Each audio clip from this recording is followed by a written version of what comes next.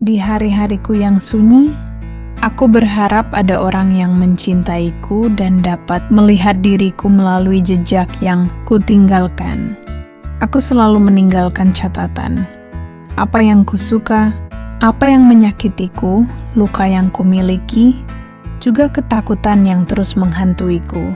Kuharap ada seseorang yang mau mencari itu, menemukanku lalu benar-benar memahamiku.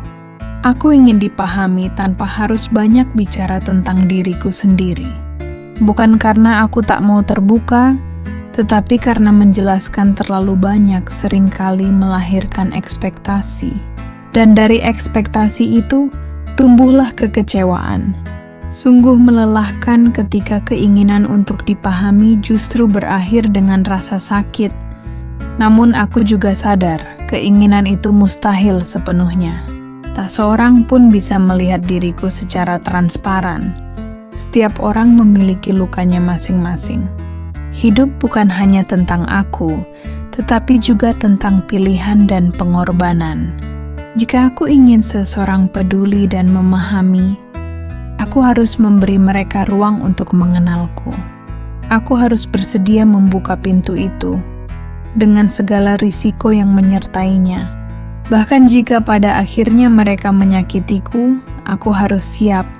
Karena tidak semua orang mampu benar-benar memahami, dan siapapun selalu punya kemungkinan untuk melukai. Satu-satunya cara adalah memilih orang dengan bijak, dan sebelum itu, aku harus lebih dulu menjadi orang yang paling memahami diriku sendiri. Luka yang kumiliki akan selalu menjadi pertimbangan dalam keputusan itu. Di hari-hariku yang sunyi, aku juga berharap orang-orang yang mencintaiku bisa melihat betapa aku telah berusaha sekuat tenaga agar aku bisa menjadi cukup untuk mereka. Meski pada kenyataannya, aku lebih sering ditinggalkan daripada meninggalkan. Tak sedikit orang yang setelah mengenalku lebih dalam akhirnya pergi, seolah apa yang kuberikan tidak pernah cukup. Ketakutan itu lama-kelamaan melekat padaku, bahwa mungkin ada yang salah dengan diriku. Namun perlahan aku belajar bernalar. Mungkin aku memang tidak cukup baik untuk mereka, dan itu tidak masalah. Setiap orang punya bagian dan waktunya sendiri. Mereka bukanlah orang-orangku, tapi itu bukan berarti aku berhenti mengevaluasi diri. Selalu ada hal yang bisa kulakukan dengan lebih baik.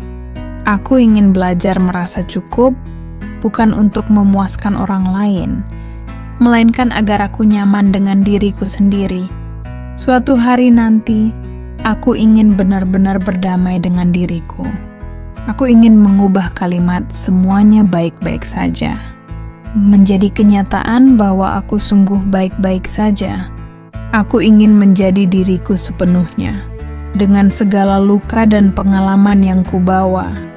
Hidupku tidak bergantung pada pengakuan orang lain, melainkan pada caraku menghargai diri sendiri. Tidak semua hal memang tentang aku, tetapi dalam hidupku, aku punya kendali.